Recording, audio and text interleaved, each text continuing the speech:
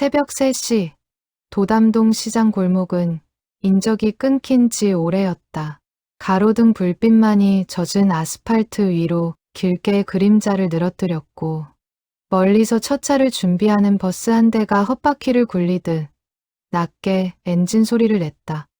그 골목 끝 시장과 주택가가 만나는 자리에 작은 가게 하나가 밤새 불을 켜고 있었다. 간판에는 빛바랜 페인트로 이렇게 쓰여 있었다.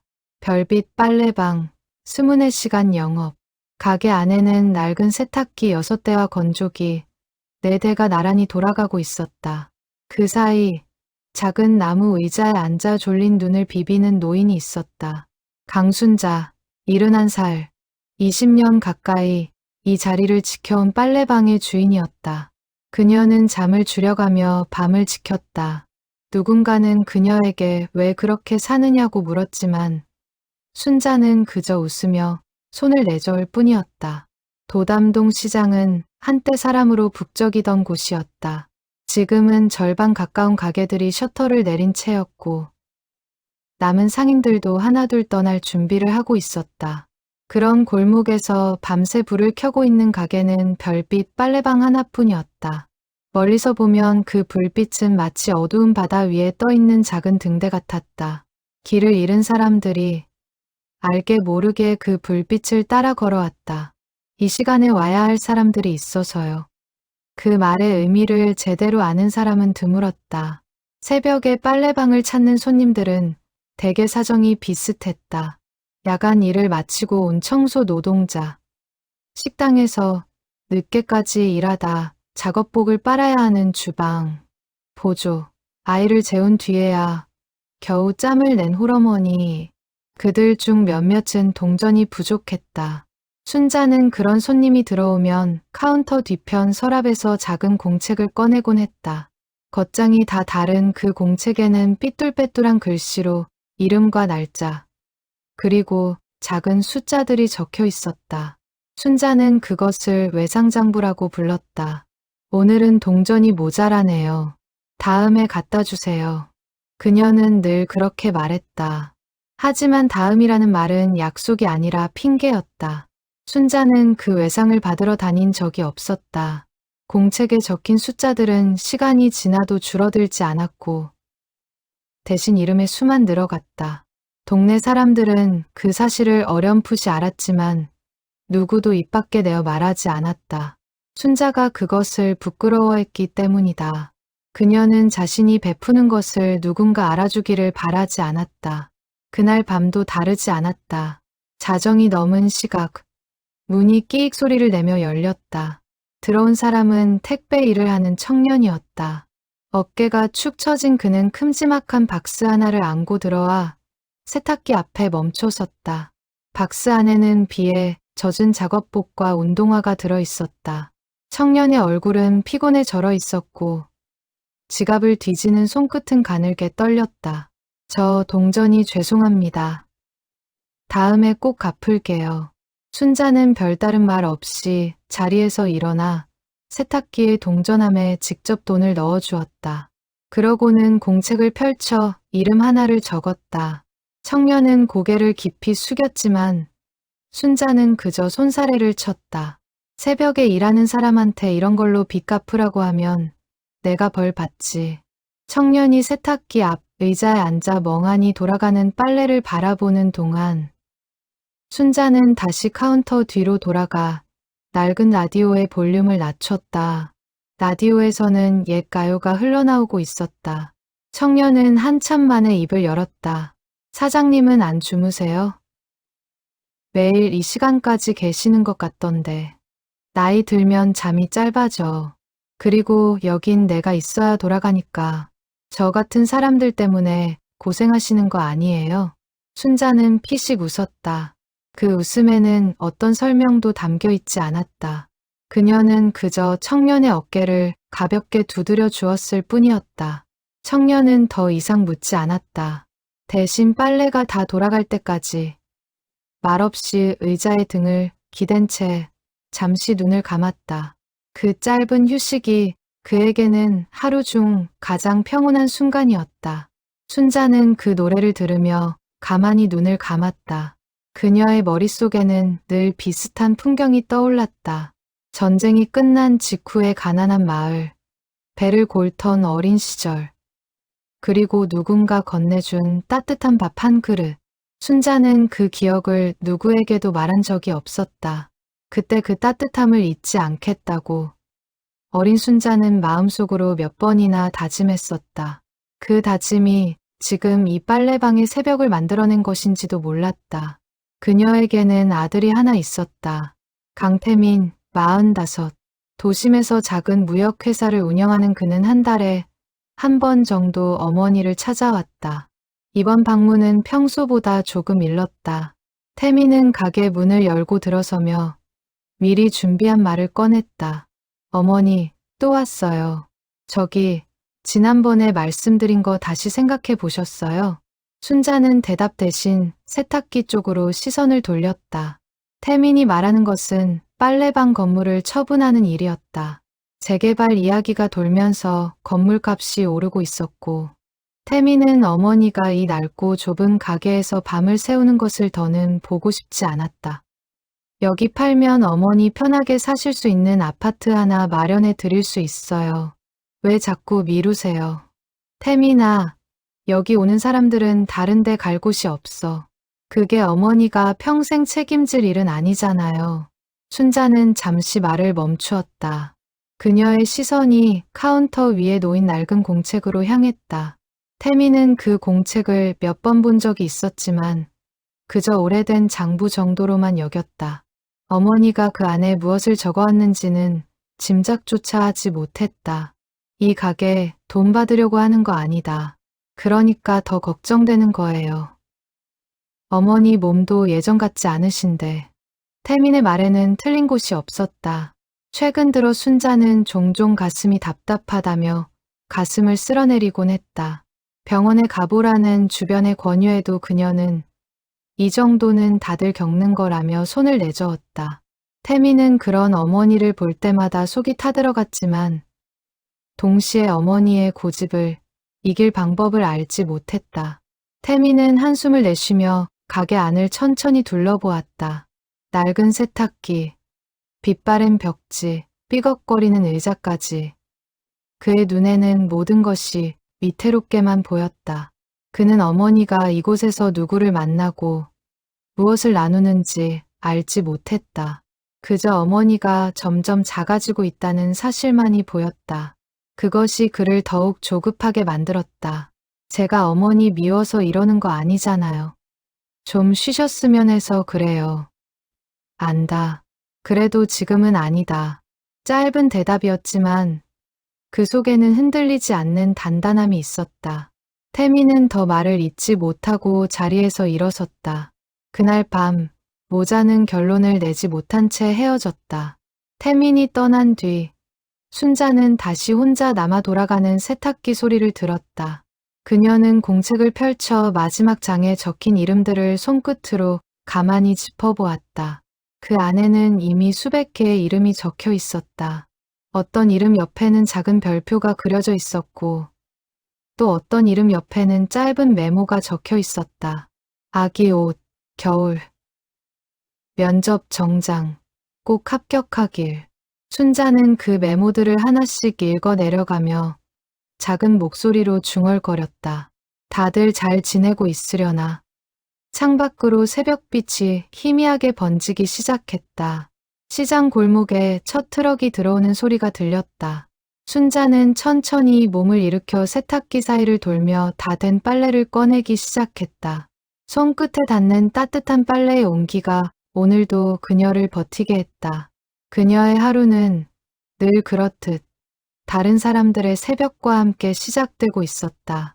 그녀는 가게 한쪽 벽에 걸린 작은 거울을 잠시 들여다보았다. 거울 속에는 깊은 주름과 굽은 등을 가진 노인이 서 있었다. 그러나 그 눈빛만큼은 젊은 시절 그대로였다. 누군가를 돕는 일에는 나이가 없다는 것을 순자는 평생을 통해 배워온 것 같았다. 창문 너머로 동이 트면서 옅은 주황빛이 가게 안으로 스며들었다. 그 빛은 세탁기 위에, 낡은 의자 위에, 그리고 순자의 굽은 등 위에 차례로 내려앉았다. 마치 하루를 살아낼 힘을 나누어 주듯이 아무도 알지 못하는 사이 그녀가 적어 내려간 외상장부는 이미한 마을의 가장 따뜻한 비밀이 되어가고 있었다. 그리고 그 비밀은 그녀 자신도 알지 못하는 사이 머지않아 세상에 드러날 운명을 향해 조용히 흘러가고 있었다. 태민이 다녀간 다음 날에도 별빛 빨래방의 새벽은 똑같이 흘러갔다. 순자는 평소처럼 새벽 2시쯤 가게의 문을 열어두고 카운터 뒤에 앉아 있었다. 그날따라 유난히 바람이 찼다. 그녀는 낡은 소미불을 무릎에 덮고 라디오에서 흘러나오는 옛 노래에 가만히 귀를 기울였다. 창밖으로는 가로수 잎이 바람에 쓸려가는 소리가 들렸다. 시장 골목의 가게들은 모두 불이 꺼져 있었고 멀리 편의점 불빛만이 외로이 거리를 비추고 있었다.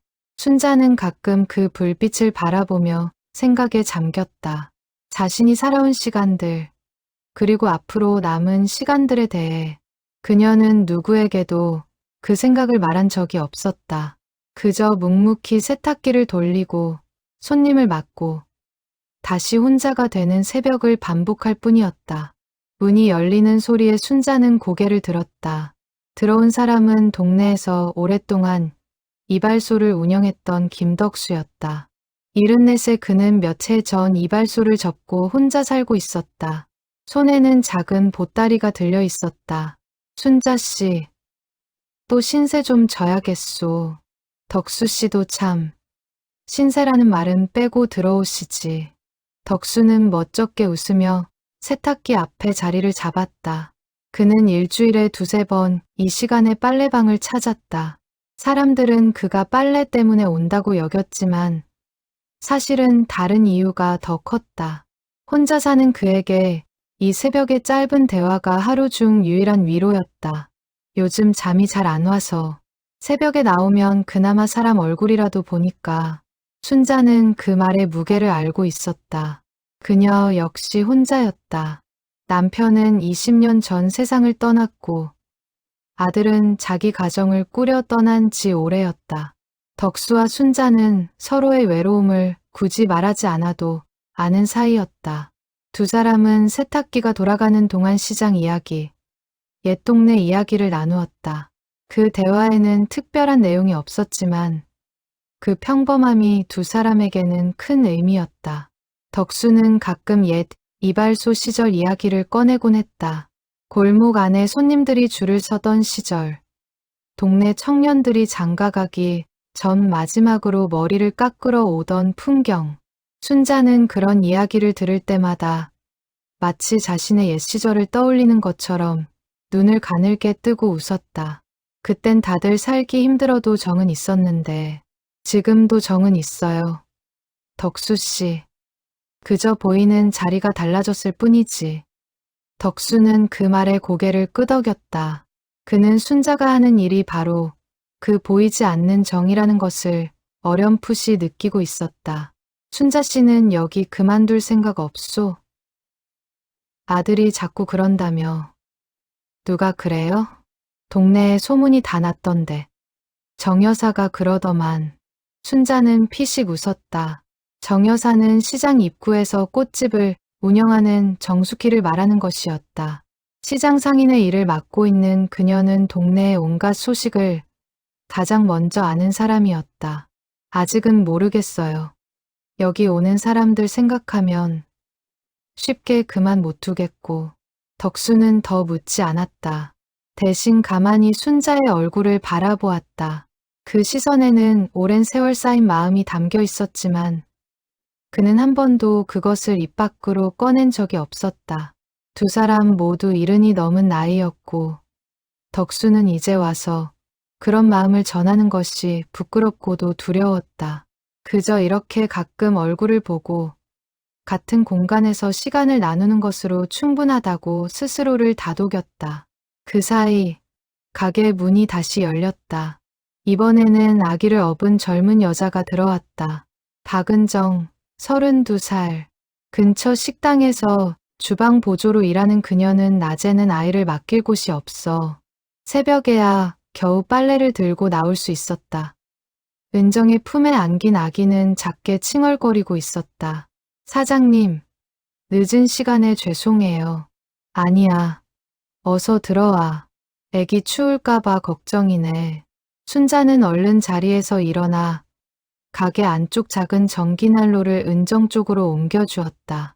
은정은 미안한 표정으로 빨래 보따리를 풀었다. 그 안에는 아기 옷가지와 자신의 작업복이 뒤섞여 있었다. 동전을 세는 그녀의 손끝이 미세하게 떨렸다. 지갑 안에는 동전 몇 개와 꼬깃꼬깃한 1,000원짜리 한 장이 전부였다. 이번 달은 어린이집 보조금이 늦게 나와서 괜찮아. 천천히 갚아도 돼. 순자는 부족한 만큼을 동전함에 채워주고는 늘 그래왔듯 공책에 이름을 적었다. 박은정. 그 옆에 작게 메모했다. 아기 옷, 추운 날. 은정은 그 모습을 보지 못했다. 그녀는 아기를 다독이며 세탁기 쪽으로 걸어가고 있었다. 은정의 남편은 2해 전 집을 나간 뒤 소식이 끊겼다. 그녀는 그 사실을 누구에게도 쉽게 말하지 못했다. 식당 일을 하며 혼자 아이를 키우는 동안 그녀가 가장 두려워한 것은 사람들의 동정, 어린 시선이었다. 그런데 이 빨래방에서는 그런 시선을 느낀 적이 없었다. 순자는 단 한 번도 그녀의 사정을 캐묻지 않았다. 그저 묵묵히 동전을 채워주고 따뜻한 자리를 내주었을 뿐이었다. 그것이 은정에게는 무엇보다 큰 위로였다. 이웃들의 시선이 늘 부담스러웠던 은정에게 빨래방의 새벽은 유일하게 마음을 놓을 수 있는 시간이었다. 그녀는 가끔 그 시간이 끝나지 않았으면 좋겠다고 생각하기도 했다. 세탁기가 돌아가는 동안만큼은 누구의 시선도 신경 쓰지 않고 아이와 단둘이 있을 수 있었다. 사장님, 저 같은 사람한테 왜 이렇게까지 잘해주세요? 언젠가 은정이 조심스럽게 물었을 때 순자는 잠시 말을 고르다가 짧게 대답했다. 나도 옛날에 누가 그래줬으니까 그뿐이야. 그 대답이 무엇을 의미하는지 은정은 그날 깊이 묻지 못했다. 덕수는 그 광경을 가만히 지켜보았다. 그는 오래전부터 순자가 이런 식으로 손님들을 대해왔다는 것을 알고 있었다. 처음에는 그저 마음씨 좋은 노인의 선이라고 여겼지만 시간이 지나며 그는 그 안에 더 깊은 무언가가 있다는 것을 짐작하게 되었다. 순자는 단순히 베푸는 것이 아니라 무언가를 갚아나가고 있는 듯했다. 누구에게 무엇을 갚는 것인지는 알 수 없었지만 세탁기들이 돌아가는 소리만이 가게 안을 채웠다. 은정은 의자에 앉아 졸린 아기를 가만히 흔들어 재웠다. 덕수는 조용히 자신의 빨래를 정리했다. 순자는 그 모든 풍경을 지켜보며 손끝으로 가슴 한쪽을 가만히 눌렀다. 요 며칠 부쩍 잦아진 통증이었지만 그녀는 이번에도 별일 아니라는 듯 손을 거두었다. 날이 밝아올 무렵 손님들은 하나둘 빨래를 챙겨 가게를 나섰다. 은정은 몇 번이나 고개를 숙이며 감사 인사를 전했고 덕수는 마지막까지 남아 순자와 짧은 인사를 나누었다. 몸 좀 챙기시오. 순자씨. 걱정 마세요. 나 이 정도로는 안 죽어요. 가벼운 농담처럼 던진 말이었지만 덕수의 표정은 쉽게 풀리지 않았다. 그는 가게를 나서며 몇 번이나 뒤를 돌아보았다. 유리문 너머로 순자가 빈 가게에 홀로 앉아있는 모습이 보였다. 그 뒷모습이 그날따라 유난히 작고 야위어 보였다. 가게 앞을 지나던 정 여사가 마침 새벽 시장을 보러 나온 길에 덕수를 마주쳤다. 두 사람은 잠시 멈춰서서 순자의 안부를 이야기했다. 순자씨, 요즘 안색이 안 좋아 보이던데 병원이라도 좀 모시고 가야 하지 않겠나. 나도 그렇게 말했는데 통 들으려 하지 않아. 정 여사는 한숨을 내쉬며 빨래방 쪽을 바라보았다. 불빛은 여전히 밝게 켜져 있었다. 그녀는 오래전부터 순자가 동네 사람들에게 베풀어 온 것들을 어렴풋이 알고 있었지만 그 규모가 얼마나 큰지는 짐작조차 하지 못했다. 그저 마음 좋은 노인이 가끔 인정을 베푸는 정도로만 여겼을 뿐이었다. 저렇게 매일 새벽까지 일하시니 몸이 버텨낼 리가 있나. 그래도 본인이 좋다는데 우리가 어쩌겠나. 덕수는 그 말에 고개를 끄덕이며 한숨을 삼켰다. 그는 순자의 고집을 누구보다 잘 알고 있었다. 한번 마음을 정하면 좀처럼 흔들리지 않는 사람이었다. 덕수는 알지 못했다. 그것이 그가 순자의 건강한 모습을 보는 마지막 새벽이 될 것이라는 사실을. 그는 천천히 골목을 걸어가며 평소보다 조금 더 자주 뒤를 돌아보았다. 새벽빛이 번지는 시장 골목 위로 별빛 빨래방의 불빛만이 변함없이 밝게 빛나고 있었다. 골목 끝까지 걸어간 그는 마지막으로 한 번 더 뒤를 돌아보았다. 불빛은 여전히 그 자리에서 마치 아무 일도 없을 것처럼 고요하게 빛나고 있었다. 그날 밤도 평소와 다르지 않게 시작되었다.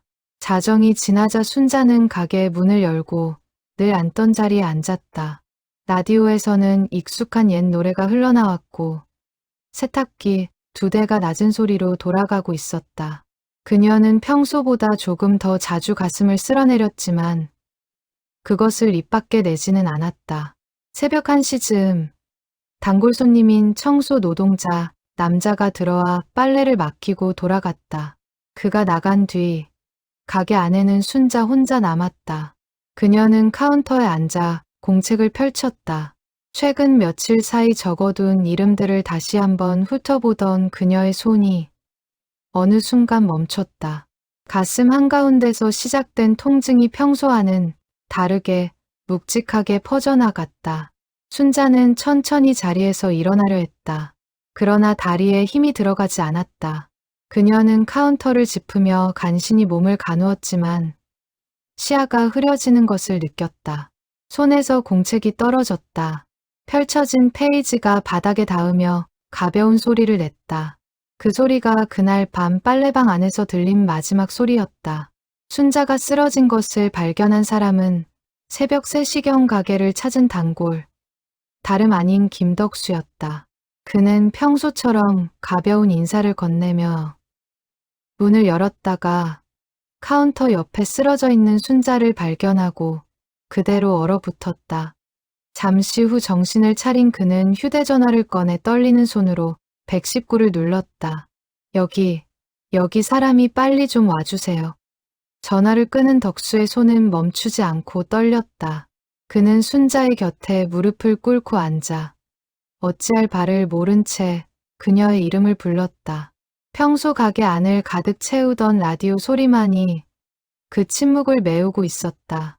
덕수는 자신이 평생 이렇게 무력했던 순간이 없었다고 생각했다. 수십 년을 함께 늙어간 이웃이 자신의 눈앞에서 점점 멀어지는 것을 그저 바라볼 수밖에 없었다. 구급차가 도착하기까지의 시간이 덕수에게는 영원처럼 길게 느껴졌다. 그는 순자의 손을 붙잡고 몇 번이나 이름을 불렀다. 평소 같으면 가벼운 농담으로 받아쳤을 그녀였지만 이번에는 아무런 대답이 없었다. 구급대원들이 들어와 응급조치를 하는 동안 덕수는 가게 한쪽에 우두커니 서서 그 모습을 지켜볼 수밖에 없었다. 병원으로 옮겨진 순자는 곧바로 중환자실로 향했다. 의료진은 급성 심장질환이라고 설명했다. 평소 지병을 방치한 데다 무리한 생활이 더해진 결과였다. 연락을 받은 태미는 새벽길을 달려 병원으로 향했다. 그의 머릿속에는 며칠 전 어머니와 나눈 대화가 계속 맴돌았다. 여기 팔면 어머니 편하게 사실 수 있어요. 그 말을 꺼냈을 때 어머니가 지었던 표정이 지금은 그를 무겁게 짓누르고 있었다. 차를 몰고 가는 내내 태민의 손은 운전대를 쥔 채 떨리고 있었다. 신호가 바뀌기를 기다리는 짧은 순간마다 그는 휴대전화를 확인하며 추가 소식이 없는지 살폈다. 도로 위로 새벽빛이 서서히 번지고 있었지만 그 빛이 그날만큼은 전혀 위로가 되지 못했다. 병원 복도에서 태민을 맞이한 덕수는 차마 눈을 마주치지 못했다. 내가 좀 더 빨리 왔어야 했는데. 아니에요. 덕수 어르신. 발견해 주셔서 감사해요. 태민의 목소리는 침착했지만 손은 가늘게 떨리고 있었다. 그는 중환자실 앞 의자에 앉아 몇 시간이나 기다렸다. 그 시간 동안 그는 몇 번이나 어머니와의 마지막 대화를 떠올렸다. 만약 그날 조금 더 다정한 말을 건넸더라면 혹시 결과가 달라졌을까 하는 부질없는 생각이 머릿속을 떠나지 않았다. 그 사이 정 여사를 비롯한 동네 사람 몇몇이 소식을 듣고 병원으로 찾아왔다. 다들 굳은 얼굴로 복도에 서서 의사가 나오기를 기다렸다. 새벽이 지나고 아침이 밝아올 무렵 담당 의사가 무거운 표정으로 복도로 나왔다. 그의 입에서 나온 말은 모두가 두려워했던 그것이었다. 손 쓸 수 없는 상태로 병원에 도착했고 결국 순자는 숨을 거두었다는 소식이었다. 복도에 모인 사람들 사이로 짧은 침묵이 흘렀다. 누구도 먼저 입을 열지 못했다. 태민은 그 자리에 선 채로 한동안 움직이지 못했다. 그의 머릿속에는 수많은 장면이 스쳐 지나갔다. 어린 시절 어머니가 차려준 밥상, 아버지가 떠난 뒤 홀로 자신을 키워낸 어머니의 뒷모습, 그리고 며칠 전 빨래방에서 나눈 마지막 대화까지. 그는 결국 더 좋은 환경을 어머니에게 드리지 못했다는 후회와 어머니의 뜻을 끝내 이해하지 못했다는 죄책감이 동시에 밀려오는 것을 느꼈다. 그는 어머니가 평생 자신에게 약한 모습을 보이지 않으려 애썼다는 것을 알고 있었다. 아버지가 사업에 실패하고 세상을 떠난 뒤 순자는 혼자 식당 일과 봉제 공장 일을 오가며 태민을 키웠다. 그 시절 그녀는 단 한 번도 힘들다는 말을 입 밖에 낸 적이 없었다. 태민이 대학에 들어가고 결혼을 하고 자기 사업을 시작할 때까지도 순자는 늘 뒤에서 묵묵히 지켜보기만 했다. 그런 어머니가 마지막 순간까지 무엇을 위해 그렇게 애써왔는지 태민은 이제야 진지하게 되묻고 있었다. 복도 한쪽에 앉아있던 정 여사가 다가와 태민의 어깨를 가만히 두드렸다. 많이 놀랐지. 그래도 잘 견뎌야 해. 자네 어머니가 여기서 얼마나 많은 사람들 마음을 보살폈는지 자네는 아직 잘 모를 거야. 태민은 그 말의 의미를 그 자리에서는 미처 헤아리지 못했다. 장례는 조용히 치러졌다. 순자에게는 가까운 친척이 많지 않았고 태민도 큰 행사를 원하지 않았다. 그러나 발인 날 아침 장례식장에는 예상치 못한 사람들이 하나둘 모여들기 시작했다. 시장 상인들, 단골 손님들, 그리고 얼굴조차 알지 못하는 사람들까지. 태민은 그들이 누구인지, 왜 이곳에 왔는지 처음에는 짐작하지 못했다.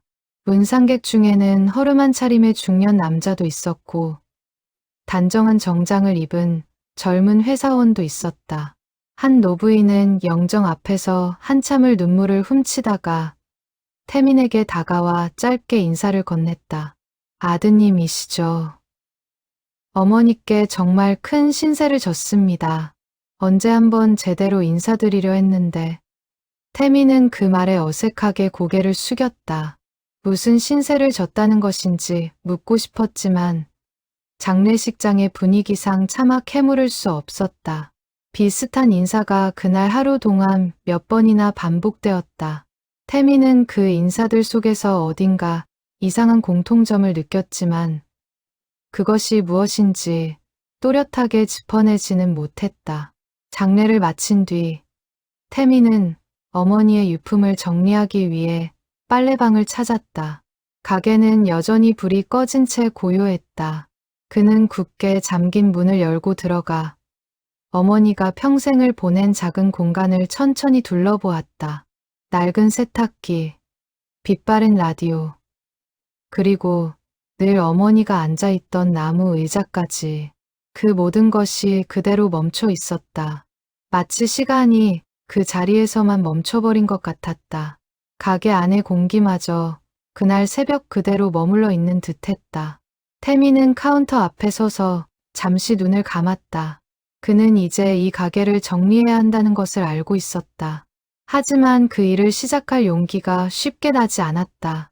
어머니가 평생을 지켜온 이 공간을 자신의 손으로 비워내야 한다는 사실이 그를 더욱 무겁게 만들었다. 그는 가게 안을 천천히 걸으며 세탁기 하나하나를 손으로 짚어보았다. 어머니가 매일 닦고 또 닦았을 그 표면에는 오랜 세월의 손길이 고스란히 남아 있었다.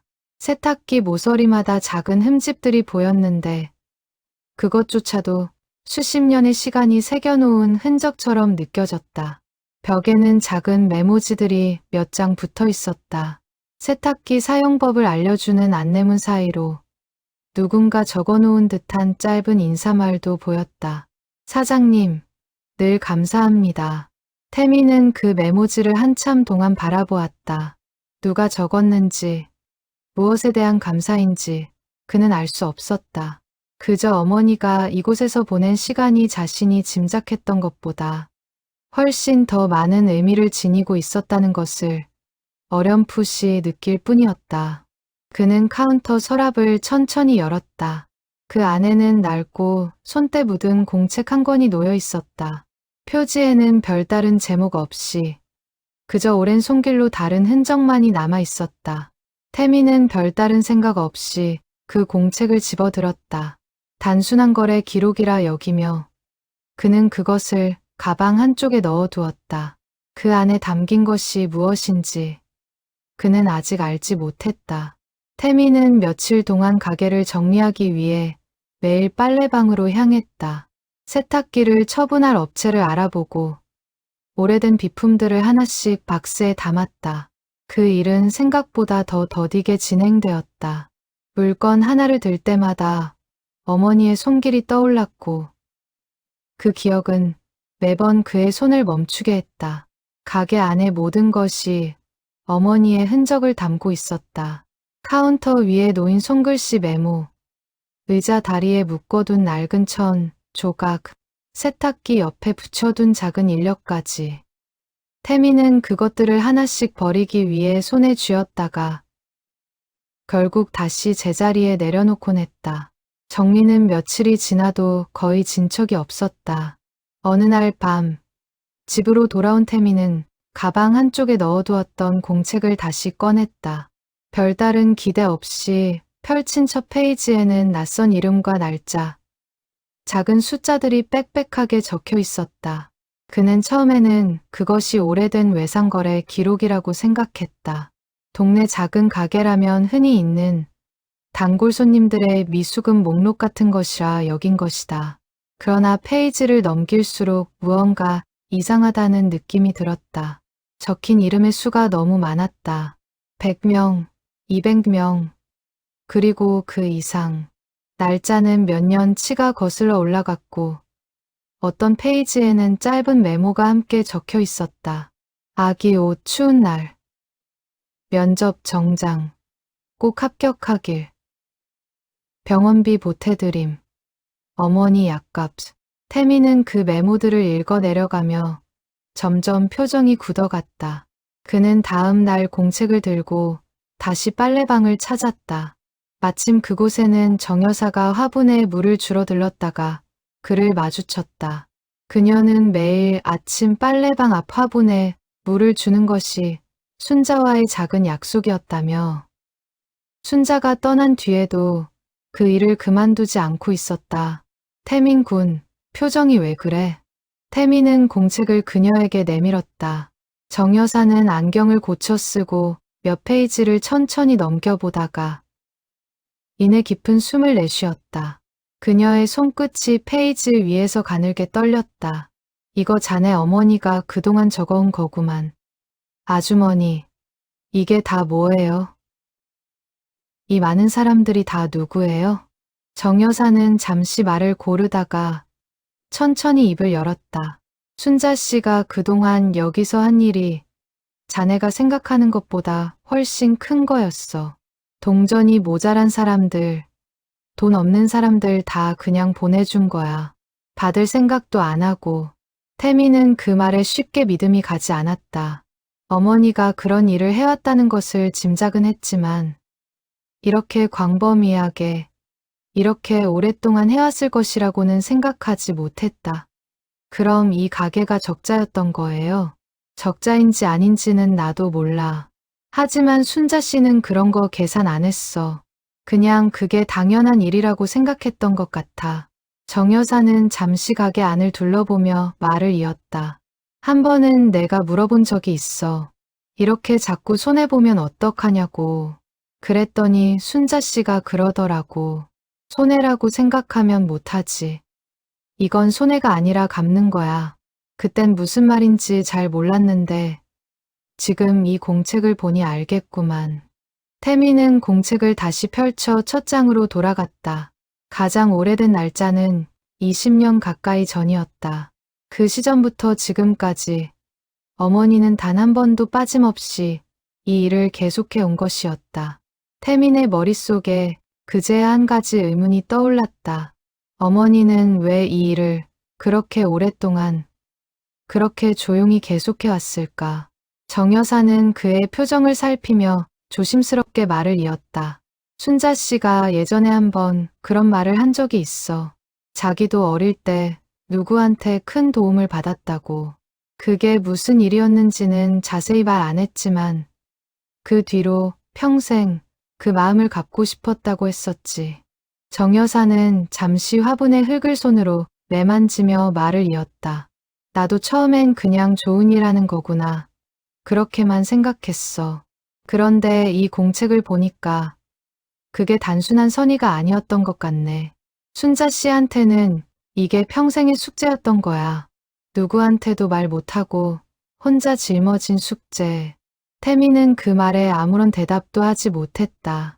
그는 어머니가 평생 짊어졌을 그 무게가 이제야 자신의 어깨로 옮겨오는 것을 느꼈다. 태미는 어머니의 어린 시절에 대해 아는 것이 거의 없었다. 전쟁 직후에 가난한 시절을 보냈다는 것, 일찍 부모를 여의고 친척 집을 떠돌았다는 것 정도가 그가 들어 알고 있는 전부였다. 어머니는 그 시절에 대해 자세히 말하기를 꺼렸고 태민도 굳이 깊이 묻지 않았다. 이제 와서 그 침묵이 무엇을 감추고 있었는지 그는 뒤늦게 궁금해지기 시작했다. 그는 어린 시절을 떠올렸다. 명절이면 어머니는 늘 동네에서 형편이 어려운 집들을 먼저 챙겼다. 음식을 나눠 먹는 것은 물론이고 아이들 옷가지나 학용품을 몰래 챙겨주는 일도 잦았다. 그때마다 어머니는 늘 같은 말을 했다. 남는 게 있어서 주는 게 아니다. 줄 수 있을 때 주는 거지. 태미는 그 말을 듣고 자랐지만 정작 그 말의 무게를 진지하게 새겨본 적은 없었다. 이제 와서 공책 속 수백 개의 이름을 마주하고 보니 그 말이 어머니의 평생을 관통하는 신념이었다는 것을 깨달을 수 있었다. 가게를 정리하는 일은 잠시 미뤄졌다. 태미는 매일 밤 공책을 펼쳐 이름들을 하나씩 읽어 내려갔다. 어떤 이름은 낯설었고 어떤 이름은 어딘가 익숙하게 느껴지기도 했다. 그는 그 이름들이 누구인지, 어떤 사정으로 이 가게를 찾았는지 점점 알고 싶어졌다. 동시에 이 가게를 그저 부동산으로만 여겼던 자신의 마음이 조금씩 흔들리고 있다는 것을 느꼈다. 공책의 한 페이지에는 이런 메모가 적혀 있었다. 이재호, 청소년, 보호자 없음, 무료 이용 허락. 또 다른 페이지에는 김덕수, 매주 화목, 외로움 달래기용이라는 짧은 글귀도 보였다. 태미는 그 메모를 읽으며 묘한 기분에 휩싸였다. 어머니는 단순히 돈을 받지 않은 것이 아니라 한 사람 한 사람의 사정을 세심하게 기억하고 있었던 것이다. 페이지를 더 넘기다 보니 같은 이름이 몇 년 간격으로 반복해서 등장하는 경우도 있었다. 처음 도움을 받았던 사람이 형편이 나아져 발길을 끊었다가 다시 어려운 시기가 와서 찾아온 흔적이었다. 어머니는 그런 사람들을 다시 마주할 때도 한 번도 타박하지 않고 그저 예전과 같은 자리를 내어준 듯했다. 태미는 그 한결 틈이 얼마나 큰 노력이었을지를 비로소 짐작할 수 있었다. 그러던 어느 날 가게 문을 두드리는 소리가 들렸다. 정리를 위해 가게에 들렀던 태민이 문을 열자 한 젊은 여자가 아기를 업은 채 서 있었다. 그녀는 잠시 머뭇거리다가 조심스럽게 입을 열었다. 여기 사장님 안 계신가요? 빨래방 사장님이요. 태미는 잠시 말을 잃었다가 천천히 대답했다. 어머니가 얼마 전에 돌아가셨습니다. 그 말을 들은 여자의 얼굴이 순식간에 무너져 내렸다. 그녀는 한참을 그 자리에 선 채로 아무 말도 하지 못했다. 태미는 그녀가 누구인지 짐작할 수 있었다. 공책 속에 적혀있던 이름들 중 하나가 바로 눈앞에 서 있었다. 죄송해요. 갑자기 이렇게. 여자는 손등으로 눈가를 훔치며 말을 이었다. 제가 진작 와서 인사라도 드려야 했는데 지난달에 형편이 좀 풀려서 이제 좀 갚을 수 있겠다 싶어서 왔던 건데. 태미는 그녀를 가게 안으로 안내했다. 좁은 가게 안. 아직 치우지 못한 세탁기들 사이에서 두 사람은 마주 앉았다. 여자는 자신을 박은정이라고 소개했다. 그녀는 떨리는 목소리로 자신이 가장 힘들었던 겨울날 이 가게에서 받았던 작은 도움에 대해 이야기하기 시작했다. 태미는 손에 쥔 공책을 가만히 내려다보며 그녀의 이야기에 귀를 기울였다. 그 이야기가 시작되는 순간 태미는 비로소 이 낡은 공책이 단순한 장부가 아니라는 것을 온전히 깨닫기 시작했다. 그는 자신이 한참 동안 미뤄두었던 정리 작업이 이제는 전혀 다른 의미를 갖게 되었다는 것을 느꼈다. 가게 밖으로는 저녁 어스름이 내려앉고 있었다. 태미는 문득 어머니가 매일 이 시간이면 가게 불을 켜고 손님을 기다렸을 것이라는 생각이 들었다. 그 불빛 아래서 얼마나 많은 사람들이 위로를 받았을지 그는 이제야 조금씩 짐작할 수 있었다. 은정의 이야기는 길게 이어질 것 같았고 태미는 그것을 끝까지 듣고 싶다는 마음이 들었다. 처음으로 이 가게를 정리하는 일이 조금 덜 서두를 일처럼 느껴졌다. 은정은 두 손으로 찻잔을 감싸 쥔 채 한동안 말을 잇지 못했다. 태민이 끓여온 차에서는 옅은 보리 향이 났다. 좁은 가게 안, 멈춰버린 세탁기들 사이로 침묵이 흘렀다. 창밖에서는 늦은 오후에 햇살이 비스듬히 들어와 바닥에 긴 그림자를 그렸다. 은정은 마침내 입을 열었다. 2년 전 겨울이었어요. 남편이 집을 나간 지 얼마 안 됐을 때였죠. 그녀의 목소리는 낮고 차분했지만 그 안에는 오랫동안 눌러두었던 감정이 배어 있었다. 그녀는 그날의 기억을 천천히 풀어놓기 시작했다. 태미는 그녀의 이야기를 끊지 않고 끝까지 듣기로 마음먹었다. 그것이 어머니가 평생 해온 일에 대한 최소한의 예의라고 생각했다. 그해 겨울, 은정은 생후 8개월 된 아기와 단둘이 남겨졌다. 남편은 빚을 진 채 사라졌고 빚쟁이들의 전화가 하루에도 몇 번씩 걸려왔다. 그녀는 낮에는 식당 주방에서 일했고 저녁에는 아기를 재운 뒤 부업으로 인형눈을 붙이는 일을 했다. 그렇게 벌어도 한 달 생활비를 맞추기는 늘 빠듯했다. 그날은 유난히 추운 밤이었다. 아기가 감기에 걸려 밤새 열이 올랐다. 은정은 아기를 업고 응급실에 다녀온 뒤 땀과 약 냄새에 절은 옷가지를 빨아야 했다. 그러나 지갑 안에는 동전 몇 개뿐이었다. 그녀는 며칠을 미루다가 더는 미룰 수 없는 상황에 이르러서야 새벽 빨래방을 찾았다. 응급실에서 돌아오는 길, 은정은 아기를 품에 안고 텅 빈 거리를 한참 걸었다. 택시를 부를 돈도 아까웠다. 발이 시려 감각이 없어질 즈음 그녀는 멀리서 환하게 켜진 불빛 하나를 발견했다. 그것이 별빛 빨래방이었다. 그 순간 그녀는 이상하게도 안도감을 느꼈다고 했다. 마치 그 불빛이 자신을 기다리고 있었던 것처럼. 그땐 정말 막막했어요. 누구한테 도와달라고 말할 사람도 없고 도와달라고 말할 자존심도 없었고요. 그때 사장님이 강순자 사장님이 절 보시더니 아무것도 묻지 않으셨어요. 그냥 동전함에 돈을 넣어주시고 난로를 옮겨주셨어요. 은정은 그날의 따뜻함을 떠올리며 잠시 눈을 감았다. 그녀는 그동안 누구에게도 자신의 사정을 제대로 말하지 못했다. 친정 부모님께는 걱정을 끼치고 싶지 않아 숨겼고 직장 동료들에게는 자존심 때문에 말하지 못했다. 그런데 한마디 묻지도 않고 손을 내밀어준 순자의 모습이 그녀에게는 그 어떤 위로보다 크게 다가왔다.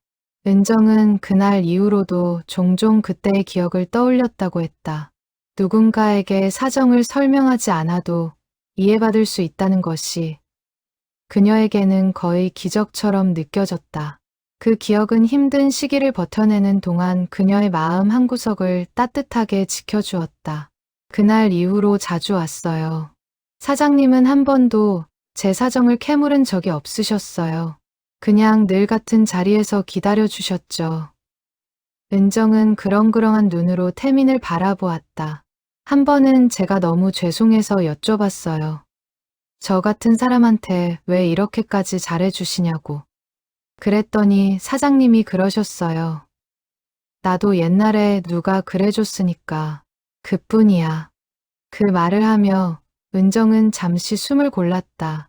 그녀는 그때 순자의 표정을 똑똑히 기억하고 있었다. 평소의 푸근한 웃음이 아니라 아주 먼 곳을 바라보는 듯한 쓸쓸한 눈빛이었다.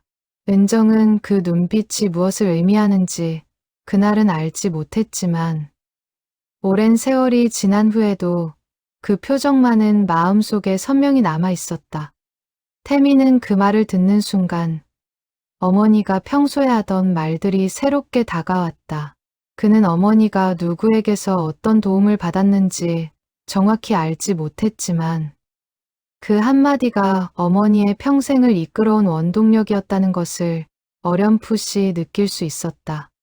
그는 문득 어린 시절 어머니가 자신에게 했던 말 하나를 떠올렸다. 사람은 누구나 한 번은 누군가의 도움으로 살아간다. 그걸 잊으면 안 된다. 그때는 그저 흔한 잔소리로 흘려들었던 말이었다. 그러나 지금 은정의 이야기를 들으며 태미는 그 말이 어머니 자신의 인생 전체를 설명하는 문장이었다는 것을 깨달았다. 어머니는 평생 그 한 문장을 실천하며 살아온 것이었다. 태미는 자신의 사업을 떠올렸다. 그는 늘 효율과 이익을 우선으로 생각해왔다. 거래처와의 관계도 직원들과의 관계도 손익을 따져 판단하는 것이 당연하다고 여겼다. 그런 그에게 어머니의 30년 가까운 무계산적인 베풀문 처음에는 이해할 수 없는 비효율로만 보였다. 그러나 지금 이 순간 그는 그 비효율 속에 자신이 평생 놓치고 있던 무언가가 담겨 있다는 것을 느끼고 있었다. 은정은 이야기를 이어갔다. 그녀는 형편이 조금씩 나아지면서 빨래방을 찾는 횟수도 줄어들었다. 식당에서 정규직으로 전환되었고 아이도 어린이집에 다닐 수 있게 되었다. 그녀는 마음속으로 늘 빚을 갚아야 한다고 생각했지만 막상 그 돈을 들고 찾아가기가 쉽지 않았다. 받지 않으실 것이 분명했기 때문이다. 그동안에도 은정은 가끔씩 안부 인사를 전하러 빨래방에 들렀다. 그때마다 순자는 환하게 웃으며 아이의 키가 얼마나 자랐는지를 먼저 물었다. 돈을 갚겠다는 말을 꺼낼 때마다 순자는 손사래를 치며 화제를 돌렸다. 그런 소리 하려면 다음에 애 옷이나 한 번 더 보여줘. 그 말이 은정에게는 빚을 갚으라는 말보다 더 무겁게 다가왔다.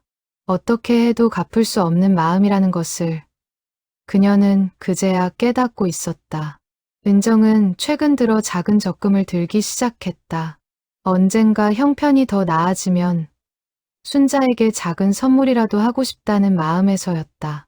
그녀는 몇 달 전부터 봉투에 조금씩 돈을 모아두고 있었다. 마침 이번 달 적금이 만기가 되어 받은 돈 일부를 들고 찾아온 것이었다. 그러나 그녀를 기다리고 있던 것은 전혀 예상치 못한 소식이었다. 그래서 이번에는 작은 선물이라도 들고 오려고 했어요. 그런데 은정은 끝내 말을 잇지 못하고 고개를 떨구었다. 그녀의 어깨가 가늘게 흔들렸다. 태미는 아무 말도 하지 못한 채 그녀의 슬픔을 가만히 지켜볼 수밖에 없었다. 잠시 후 정신을 가다듬은 은정이 가방에서 작은 봉투를 꺼냈다. 안에는 손으로 쓴 짧은 편지와 약간의 현금이 들어 있었다. 이거 사장님께 드리려고 했던 거예요. 받아주세요. 사장님이 안 계셔도 이 마음은 전하고 싶어요. 태미는 잠시 머뭇거리다가 그것을 받아들었다. 그는 그 돈을 어떻게 해야 할지 그 순간에는 알 수 없었다. 다만 어머니가 평생 받지 않았던 것을 자신이 대신 받아도 되는 것인지 고민이 됐다. 그는 결국 그 돈을 받아들었지만 마음속으로 한 가지를 다짐했다. 이 돈을 그대로 가지고 있지 않고 언젠가 다시 어려운 누군가를 위해 쓰겠다는 것이었다. 은정이 돌아간 뒤 태미는 한동안 가게 안에 혼자 앉아 있었다. 그는 봉투 속 편지를 천천히 펼쳤다. 짧은 문장들 속에는 한 사람이 다시 일어설 수 있었던 이유가 담겨 있었다. 편지의 마지막 줄에는 이렇게 적혀 있었다. 사장님 덕분에 저도 누군가에게 그런 사람이 되고 싶어졌습니다. 태미는 그 문장을 몇 번이나 다시 읽었다. 어머니가 베푼 작은 친절이 한 사람의 인생에서 다음 세대로 이어질 마음의 씨앗이 되어 있었다. 그는 그 편지를 공책 사이에 끼워 넣었다. 어머니가 평생 적어온 이름들 곁에 그 이름의 주인이 직접 전한 마음이 함께 놓이게 된 순간이었다.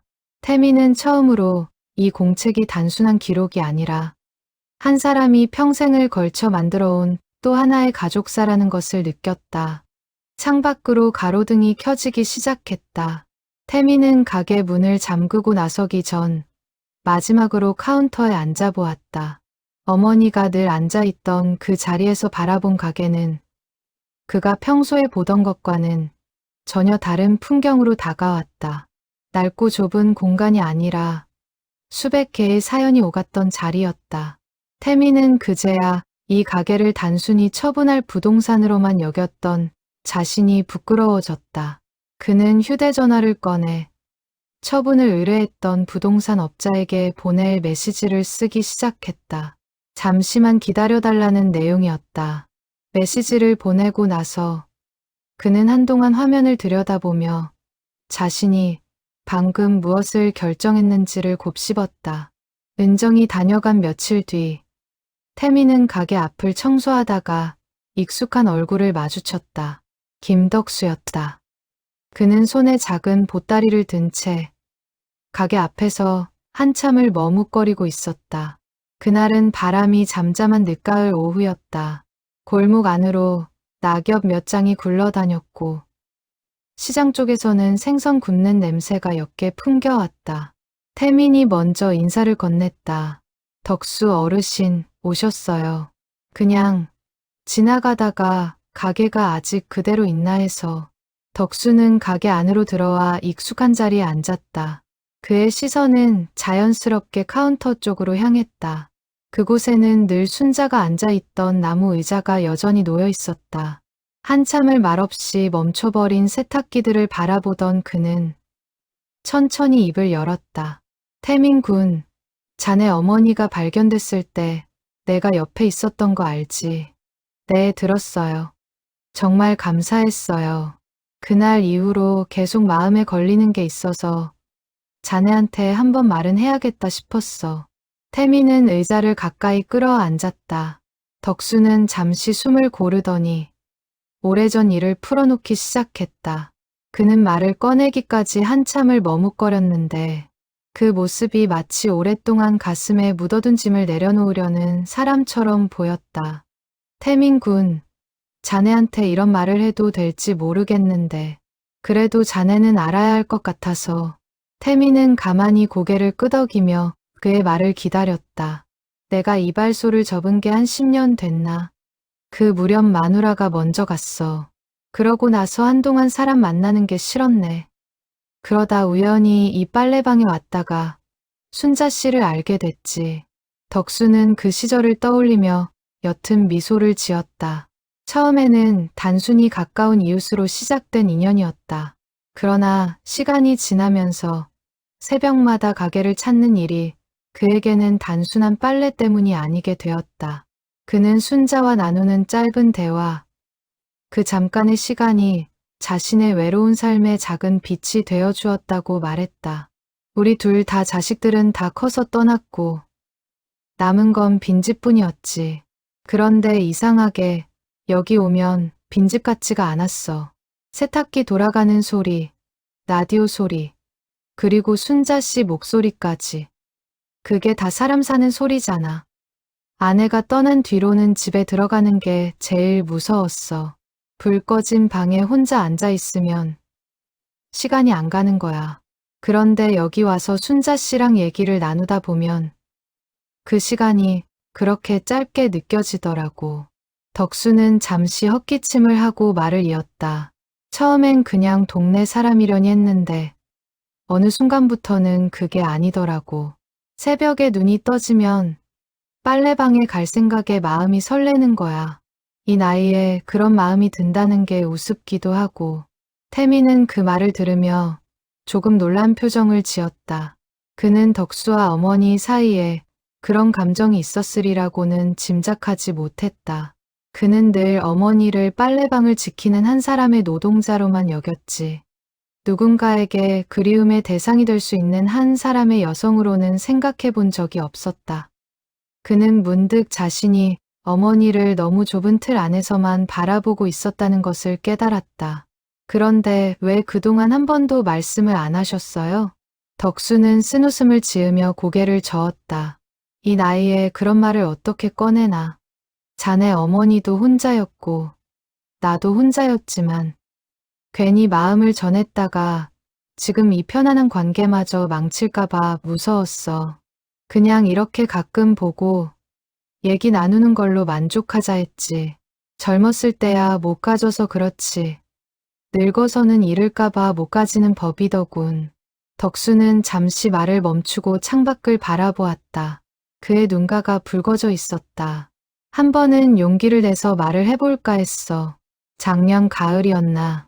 그런데 막상 입이 안 떨어지더라고.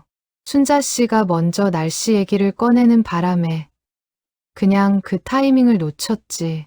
그러고는 또 미루고 또 미루고 그날 새벽에 순자 씨가 쓰러져 있는 걸 보고서야 알았네. 내가 얼마나 그 사람을 좋아했는지. 그 짧은 순간에 별의별 생각이 다 들더라고. 진작 마음을 말했더라면 어땠을까 하는 후회까지. 태미는 아무 말도 하지 못했다. 그는 어머니가 살아온 인생의 또 다른 면을 마주하고 있었다. 자식으로서는 알지 못했던 한 사람의 노년의 마음이 거기 있었다. 그런데 한 가지는 자네가 알아야 할 것 같아서 왔네. 덕수는 한동안 가만히 보따리를 무릎 위에 올려둔 채 망설였다. 그러다 마침내 천천히 매듭을 풀었다. 안에는 낡은 사진 한 장이 들어 있었다. 흑백으로 빛바랜 그 사진에는 젊은 시절의 순자와 또 다른 젊은 여인이 함께 서 있었다. 이게 누구냐 하면 자네 어머니가 어렸을 때 같이 자란 언니야. 순자 씨가 예전에 한번 보여준 적이 있어. 전쟁 때 헤어진 가족을 찾는 마음으로 평생을 살았다고 하더라고. 태미는 사진 속 낯선 여인의 얼굴을 가만히 들여다보았다. 사진 속 두 사람은 나란히 서서 환하게 웃고 있었다. 배경에는 낡은 초가집 한 채와 마당에 널린 빨래가 보였다. 태미는 그 사진 속 풍경이 묘하게도 지금의 빨래방과 닮아 있다는 생각이 들었다. 그는 어머니의 과거에 대해 알고 있는 것이 거의 없었다는 사실을 그 순간 다시 한번 절감했다. 이 언니라는 분이 혹시 그 도움을 주셨다는 분인가요? 덕수는 고개를 끄덕였다. 순자 씨가 그랬어. 전쟁 끝나고 다 굶어 죽을 판이었는데 이 언니 집에서 몇 달을 얻어먹고 살았다고. 그 집도 형편이 넉넉지 않았는데 그래도 순자 씨를 끝까지 거두어 줬다더군. 빨래며 밥이며 다 그 집에서 같이 나눠 했다고 했어. 그러다 피난길에 헤어지고 다시는 못 만났다고 했어. 순자 씨는 그 뒤로도 평생 그 언니의 소식을 찾아다녔다고 들었네. 그런데 끝내 찾지 못했지. 덕수는 사진을 태민의 손에 가만히 건네주었다. 순자 씨가 이 사진을 늘 지갑에 넣고 다녔어.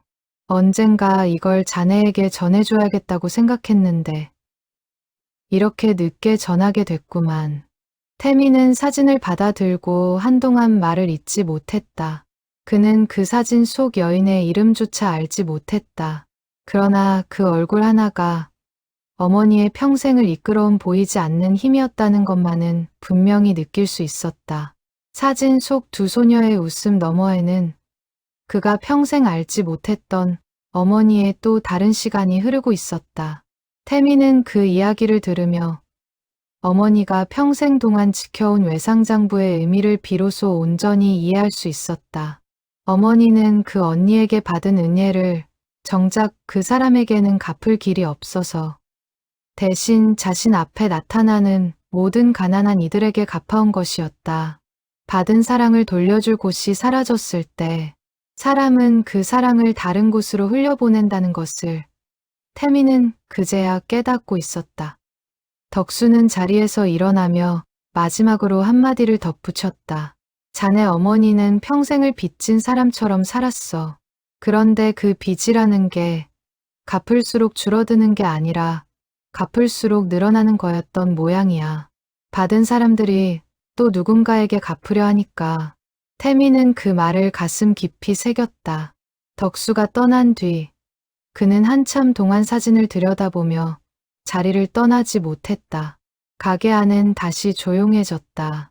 태민은 사진을 공책 첫 페이지 안쪽에 끼워 넣었다. 그것이 마치 모든 이야기의 시작이자 어머니가 평생 짊어진 마음의 근원처럼 느껴졌기 때문이다. 그는 그 사진 속 두 소녀가 활짝 웃고 있는 모습을 다시 한번 들여다보았다. 그 웃음 뒤에 숨겨진 이별과 평생의 그리움을 생각하니 가슴 한쪽이 묵직하게 저려왔다.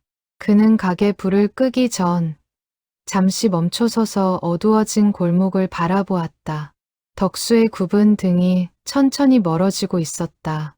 태민은 그 뒷모습에서 평생을 다 바쳐도 끝내 전하지 못한 한 노인의 마음을 보았다. 그는 문득 자신도 모르게 중얼거렸다. 늦었지만 지금이라도 전하는 게 낫지 않을까요? 덕수 어르신. 그 말은 너무 작아서 멀어지는 덕수의 귀에는 닿지 못했다. 하지만 태민의 마음속에서는 어머니가 남긴 또 다른 이야기 하나가 조용히 자라나고 있었다. 가게 정리를 미룬 지 보름이 지난 어느 날 작업복 차림의 청년이 빨래방 앞에 트럭을 세웠다.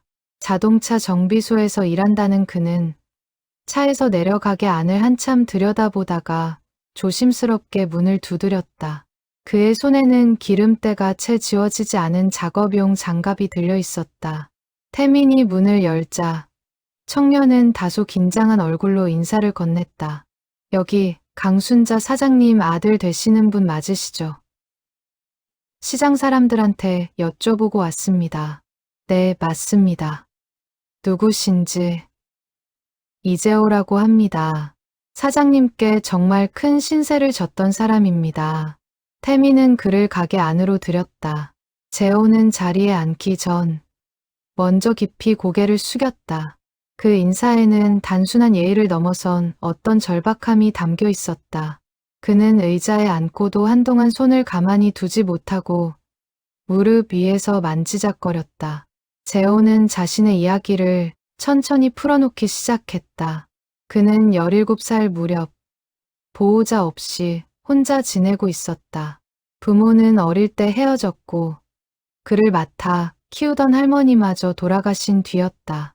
학교는 일찌감치 그만두었고 또래 비행 청소년들과 어울리며 작은 사고들을 일으키고 다녔다. 동네에서는 그를 두고 손가락질하는 사람이 많았다. 그때 저는 누구도 저를 믿어주지 않는다고 생각했어요. 어른들은 저를 보면 다 피하거나 경계하는 눈빛으로 봤거든요. 저도 모르게 점점 더 엇나갔던 것 같아요. 그는 잠시 말을 멈추고 창밖을 바라보았다. 그 시절을 떠올리는 것이 여전히 쉽지 않은 듯했다.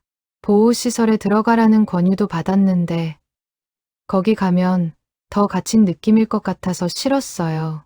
그냥 혼자 거리를 떠돌았죠. 잠은 친구들 집을 옮겨 다니면서 자고 끼니는 대충 때우고 그러다 보니 자연스럽게 더 안 좋은 무리들이랑 어울리게 됐어요. 그러던 어느 밤 재호는 친구들과 함께 옷을 훔쳐 도망치다가 별빛 빨래방으로 숨어들었다. 인적이 드문 새벽 시간이라 안전하다고 생각했던 것이다. 그러나 가게 안에는 순자가 있었다. 그녀는 갑자기 들어온 청소년들을 보고도 놀라지 않고 오히려 차분하게 말을 걸었다. 그땐 사장님이 경찰을 부를 줄 알았어요. 그런데 그러지 않으셨어요. 오히려 저희한테 라면을 끓여주셨어요. 재호는 그날의 기억을 떠올리며 잠시 목이 맨 듯했다. 함께 있던 친구들은 하나둘 빠져나갔지만 재호만은 그 자리에 남았다. 순자는 그에게 아무것도 캐묻지 않은 채 그저 따뜻한 라면 한 그릇을 내밀었을 뿐이었다. 그날 사장님이 라면 끓여주시면서 딱 한마디 하셨어요. 뜨거우니까 천천히 먹어. 그게 다였어요. 훔친 옷에 대해서도 제가 누군지에 대해서도 아무것도 안 물으셨어요. 그게 오히려 더 무섭기도 하고 또 이상하게 마음이 놓이기도 했어요. 그날 이후 재호는 종종 새벽 빨래방을 찾았다. 처음에는 갈 곳이 없어서였지만 점점 그곳에서 보내는 시간이 그에게 위로가 되기 시작했다. 사장님은 제가 무슨 짓을 했는지 알면서도 한 번도 야단치지 않으셨어요. 그냥 오늘은 밥 먹었니? 그것만 물으셨죠. 순자는 재호에게 작은 일들을 맡기기 시작했다. 세탁기 청소를 돕게 하고 그 대가로 용돈을 쥐어주었다.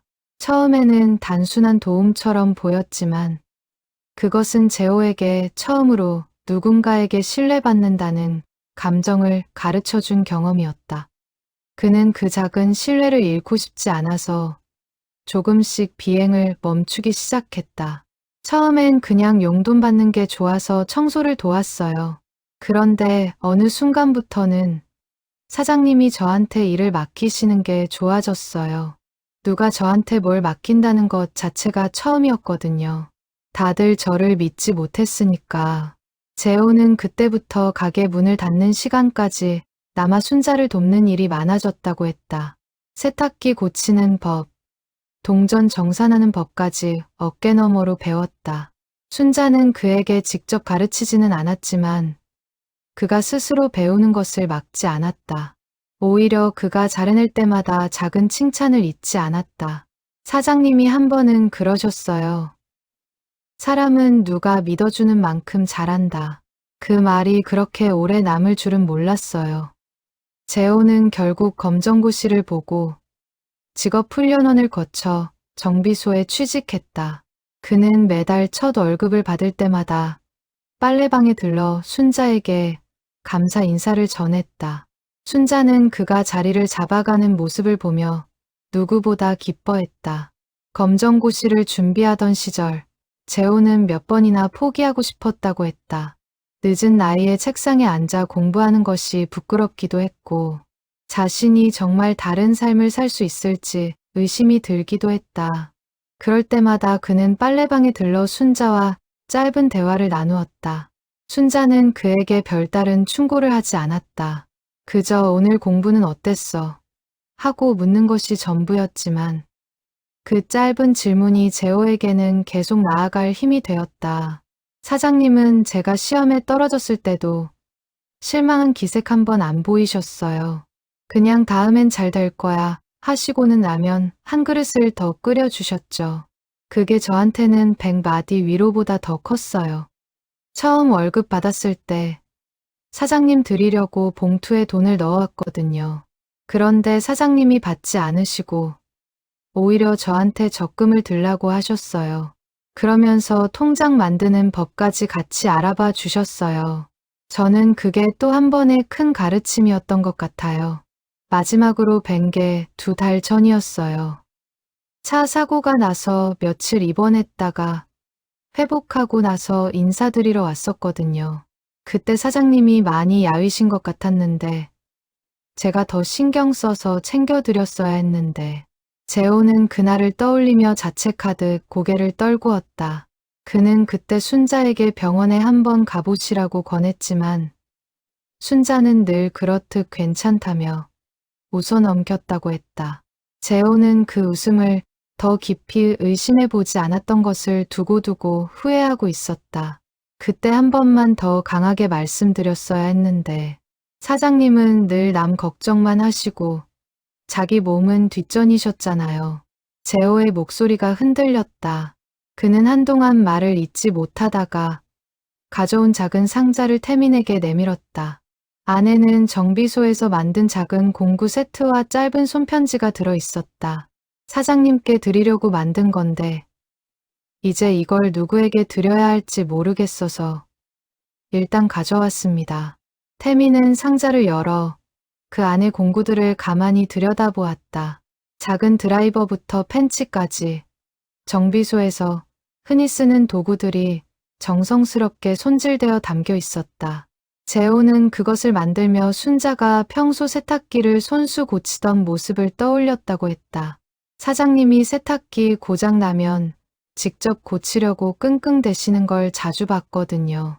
그래서 제가 정비소에서 안 쓰는 공구들 모아서 세트를 만들어 드리려고 했어요. 이제 와서 생각하면 더 빨리 만들어 드렸어야 했는데 태민은 그 상자를 받아들며 깊은 숨을 내쉬었다. 그는 재호의 이야기를 들으며 어머니가 단순히 동전을 채워주는 것을 넘어 사람들의 인생 전체를 다른 방향으로 이끌어왔다는 것을 깨달았다.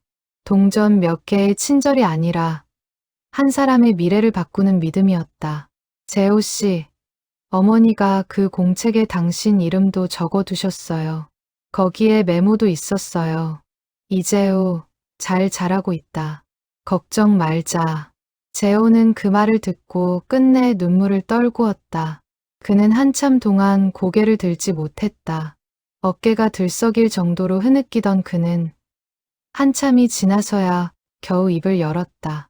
제가 그렇게 엇나갔을 때도 누군가는 저를 걱정하고 있었다는 걸 이제야 알았어요. 그것도 모르고 저는 한참을 헤매고 다녔네요. 태민은 그 모습을 가만히 지켜보며 자신도 모르게 눈시울이 붉어지는 것을 느꼈다. 그는 재호의 어깨를 가만히 두드려 주었다. 가게 안에는 2사람의 조용한 숨소리만이 한동안 머물렀다. 멈춰버린 세탁기들 사이에서 한 사람의 인생을 바꾼 작은 친절의 무게가 비로소 제 모습을 드러내고 있었다. 태민은 그 공구 세트를 카운터 한쪽에 가만히 올려두었다. 언젠가 다시 세탁기가 돌아가는 날, 그 도구들도 함께 쓰이게 될 것이었다. 덕수가 전해준 사진은 태민의 마음에 깊은 물음표를 남겼다. 그는 어머니가 살던 작은 아파트로 향했다. 빨래방과는 별개로 순자는 시장 골목 끝 오래된 다세대 주택에서 홀로 지내왔다. 좁은 방 안에는 살림살이가 단정하게 정리되어 있었지만 그 단정함 속에는 오랜 세월의 쓸쓸함도 함께 배어 있었다. 태민은 그곳에서 어머니의 유품을 정리하다가 옷장 깊숙한 곳에 숨겨져 있던 낡은 보따리 하나를 발견했다. 보따리는 옷장 맨 안쪽, 손이 잘 닿지 않는 곳에 놓여 있었다. 태민은 그것이 어머니가 의도적으로 숨겨둔 물건이라는 것을 직감했다. 매듭을 풀자 보따리 안에는 빛바랜 일기장이 들어 있었다. 겉장에는 아무런 제목도 없었지만 첫 페이지를 넘기자 어린 시절 순자가 또박또박 적어둔 글씨가 나타났다. 날짜는 전쟁이 끝난 지 얼마 되지 않은 해의 겨울이었다. 태민은 조심스럽게 페이지를 넘기며 어머니의 어린 시절을 따라가기 시작했다. 일기 속 순자는 9살이었다. 그녀의 가족은 피난길에 흩어졌고 부모는 끝내 다시 만나지 못했다. 어린 순자는 낯선 마을 어귀에서 굶주린 채 떠돌다가 한 가족에게 거두어졌다.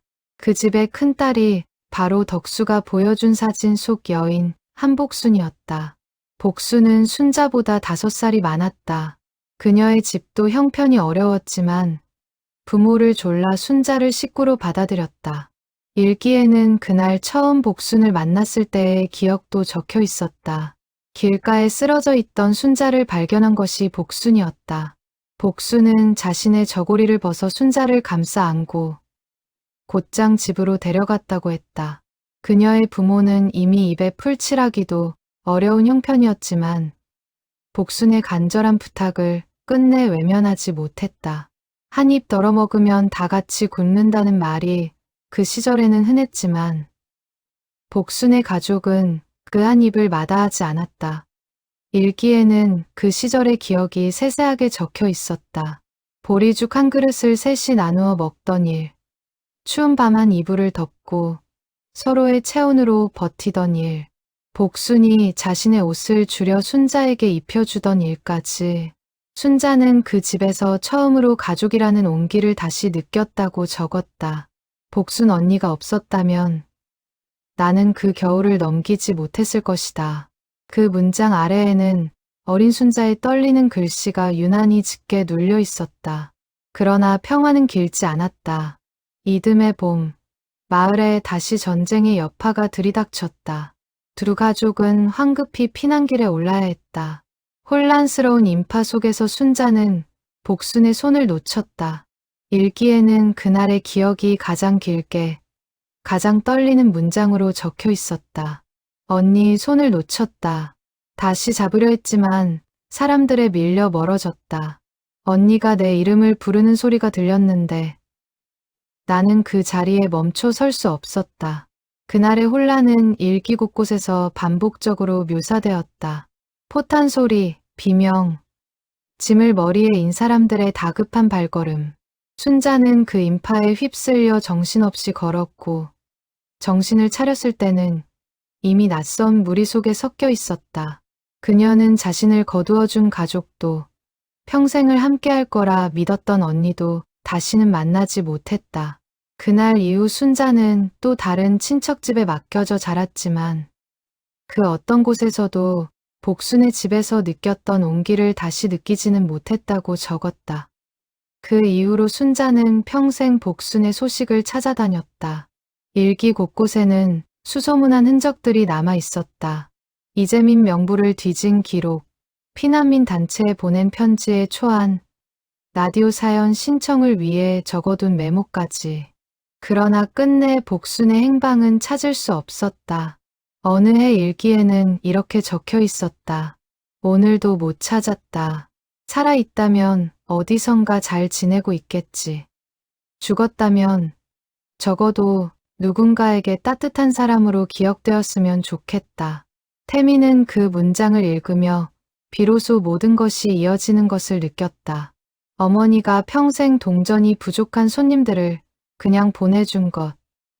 외상장부를 쓰면서도 한 번도 받으러 다니지 않은 것. 그 모든 행동의 뿌리가 바로 이 일기 속에 있었다. 순자는 복순에게 받은 사랑을 돌려줄 길이 없어.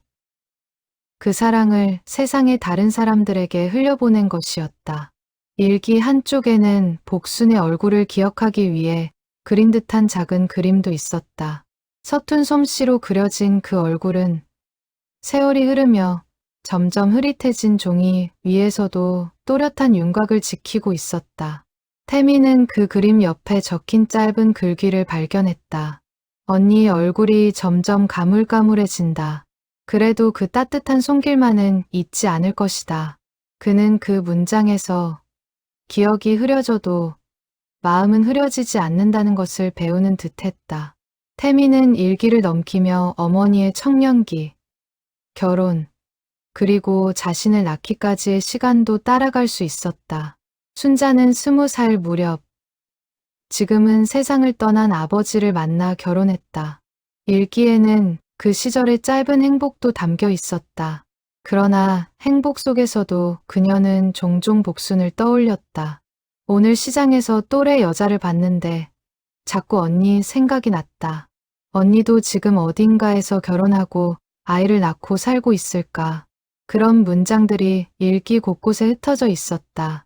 순자가 아버지를 여의고 홀로 태민을 키우던 시절의 기록도 있었다. 그 시기는 그녀에게 가장 힘든 때였지만 일기 속 문장들은 오히려 더 단단해져 있었다. 힘들 때마다 복순 언니를 생각한다. 그 가난한 집에서도 나를 거두어준 마음을 생각하면 나도 이 정도는 견딜 수 있다. 태미는 그 문장을 읽으며 자신이 자라는 동안 한 번도 힘들다는 말을 하지 않았던 어머니의 속마음을 처음으로 들여다보는 것 같았다. 일기에는 태민이 어렸을 때의 기록도 짧게 남아 있었다. 태민이가 오늘 친구 도시락을 자기 것처럼 나눠 먹었다고 한다. 선생님이 칭찬하셨다는데 나는 그 말을 듣고 마음이 놓였다. 이 아이도 나누는 마음을 아는구나. 태민은 그 구절을 읽으며 잊고 있던 어린 시절의 기억 하나를 떠올렸다. 어머니가 그날 유난히 따뜻한 눈빛으로 자신을 바라보았던 것을 이제야 그 이유를 알 것 같았다. 일기의 후반부에는 순자가 결혼하고 태민을 낳고 빨래방을 열게 된 과정도 짧게 적혀 있었다. 그녀는 빨래방을 열면서 이렇게 적었다. 이곳에 오는 사람들 중 누군가는 복순 언니가 나를 도와줬던 것처럼 다른 누군가에게 그런 사람이 될 수 있을 것이다. 그렇게 생각하면 이 작은 가게도 의미가 있을 것 같다. 그 문장을 끝으로 일기는 몇 년의 공백을 두고 띄엄띄엄 이어지다가 점점 짧아지고 결국 멈춰 있었다.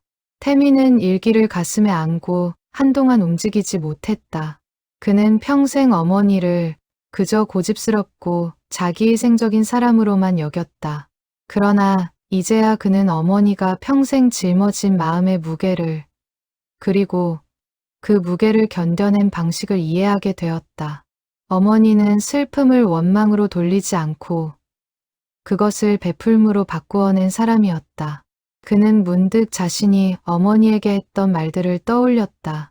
빨래방을 팔고 편한 곳으로 가시라던 그 말이 어머니에게는 평생의 의미를 내려놓으라는 말과 다르지 않았을 것이다.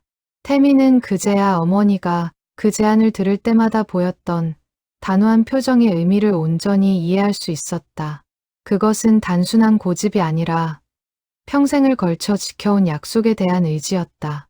창밖으로 저녁이 깊어가고 있었다. 태미는 일기를 조심스럽게 덮고 빨래방으로 다시 향했다. 그는 이제 그 공책 속 수백 개의 이름들이 단순한 기록이 아니라 한 사람이 평생에 걸쳐 갚아낸 빚의 목록이라는 것을 온전히 이해하고 있었다.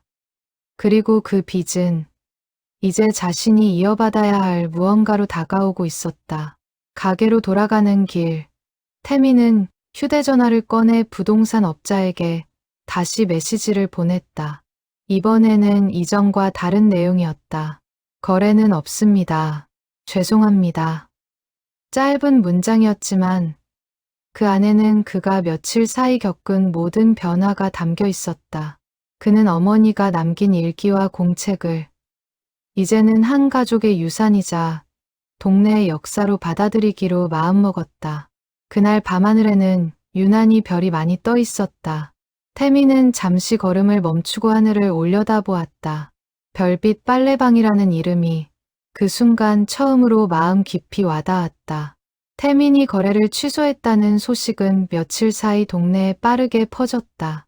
가장 먼저 반응을 보인 것은 정 여사였다. 그녀는 시장 상인의 사람들을 모아 별빛 빨래방을 기리는 작은 자리를 마련하자고 제안했다. 처음에는 조용한 추모 모임 정도로 생각했지만 소식을 들은 사람들이 하나둘 모여들면서 그 규모는 점점 커졌다. 태민 군이 가게를 계속하기로 했다며? 그럼 우리도 가만히 있을 수 없지. 정 여사는 시장 입구에서부터 골목 끝까지 돌아다니며 소식을 전했다. 평소 셔터를 내린 채 지내던 가게 주인들도 그 소식에 하나둘 문을 열고 나와 이야기를 나누었다. 동네 전체가 오랜만에 다시 활기를 띠는 것 같았다. 태미는 그 며칠 동안 아내 한지영과 깊은 대화를 나누었다. 지영은 처음에는 시댁 사업에 관여하는 것을 부담스러워했지만 태민이 들려준 어머니의 이야기를 듣고는 마음을 바꾸었다. 여보, 어머님이 그런 일을 그렇게 오래 해오셨다는 거 나도 몰랐어.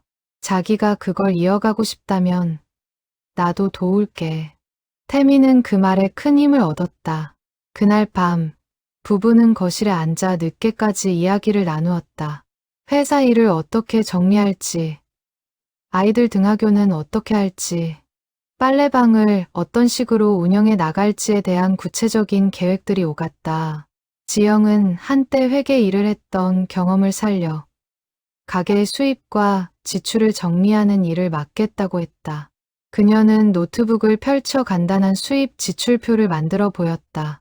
그러나 항목 어딘가에 무상 제공이라는 칸을 따로 만들어 두는 것을 보며 태미는 잠시 마음이 복잡해졌다.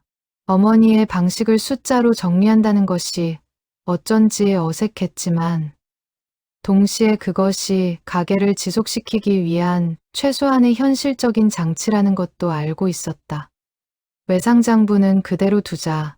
대신 우리 형편에 맞게 조금씩이라도 운영이 되게 만들어보자. 어머님 뜻을 잇는다고 우리까지 무너지면 안 되잖아. 지영의 현실적인 제안에 태민도 동의했다. 그는 회사 업무를 정리하고 빨래방 운영에 직접 나서기로 결심했다. 처음에는 막막했다. 세탁기 운영이나 가게 관리에 대해 아는 것이 거의 없었기 때문이다. 그러나 그는 곧 자신이 혼자가 아니라는 것을 깨닫게 되었다. 그날 밤 두 사람은 아이들을 재운 뒤 거실에 마주 앉아 가게의 미래에 대해 좀 더 구체적인 그림을 그려보았다. 지영은 태민에게 물었다. 이 일을 끝까지 해낼 수 있겠어? 회사 일이랑은 완전히 다를 텐데. 태민은 잠시 망설이다가 답했다. 솔직히 자신은 없어. 그런데 이건 해야 할 것 같아. 어머니가 평생 해온 일을 그냥 부동산으로만 남기고 싶지 않아. 지영은 그 대답에 가만히 고개를 끄덕였다. 그녀는 남편의 눈빛에서 단순한 책임감을 넘어선 어떤 결심을 읽을 수 있었다. 가장 먼저 손을 내민 것은 이재호였다. 그는 정비소 일을 마친 뒤 틈틈이 가게에 들러 세탁기 점검을 도왔다. 박은정은 평일 오전 아이를 어린이집에 보낸 뒤 가게 청소를 거들었다. 김덕수는 매일 아침 가게의 문을 열고 화분에 물을 주는 일을 자청했다. 누구도 그 일의 대가를 바라지 않았다.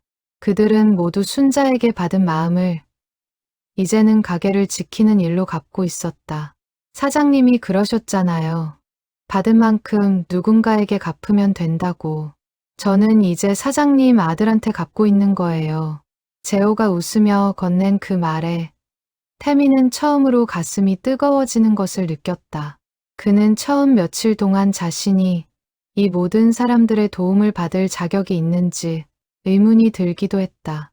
그러나 시간이 지나면서 그는 그것이 자격의 문제가 아니라는 것을 깨달았다. 어머니가 평생 쌓아온 마음들이 이제 자연스럽게 그를 향해 흘러오고 있는 것이었다. 받는 법을 익히는 것 또한 어머니의 뜻을 잇기 위해 그가 배워야 할 또 하나의 과제였다. 추모 모임이 열리던 날 빨래방 앞 골목에는 작은 천막이 세워졌다. 시장 상인들이 음식을 준비했고 동네 사람들이 하나둘 모여들었다. 공책 속에 이름이 적혀있던 사람들 중 몇몇도 직접 찾아와 자신의 이야기를 나누었다. 어떤 이는 눈물을 흘리며 감사를 전했고 어떤 이는 웃으며 순자와의 추억을 들려주었다. 한 노부인은 순자가 10여 년 전 자신의 병원비를 몰래 보태준 일을 이야기하며 한참을 울었다. 또 다른 중년 남자는 사업의 실패의 거리에 나앉았던 시절 순자가 매일 새벽 따뜻한 보리차를 끓여준 것이 큰 위로가 되었다고 했다. 이야기는 끝없이 이어졌다. 모인 사람들 모두가 각자의 방식으로 순자에게 빚을 지고 있었지만 그 빚은 누구에게도 무겁지 않았다. 오히려 그것을 나누는 자리가 모두에게 따뜻한 위로가 되어 주었다. 천막 한쪽에서는 동네 아이들이 순자에 대한 그림을 그려 붙이는 시간도 마련되었다. 아이들은 빨래방과 별빛, 그리고 웃고 있는 할머니의 모습을 서툰 손으로 그려냈다. 그 그림들은 게시판 한쪽에 나란히 붙여졌고 어른들은 그 앞에 한참 서서 미소를 지었다. 슬픔으로 시작된 자리가 시간이 지날수록 점점 따뜻한 축제처럼 변해가고 있었다.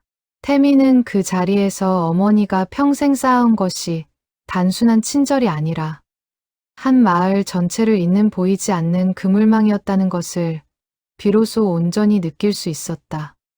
그는 사람들 사이를 오가며 일일이 인사를 나누었고 그 과정에서 어머니의 또 다른 모습들을 끊임없이 새롭게 발견했다.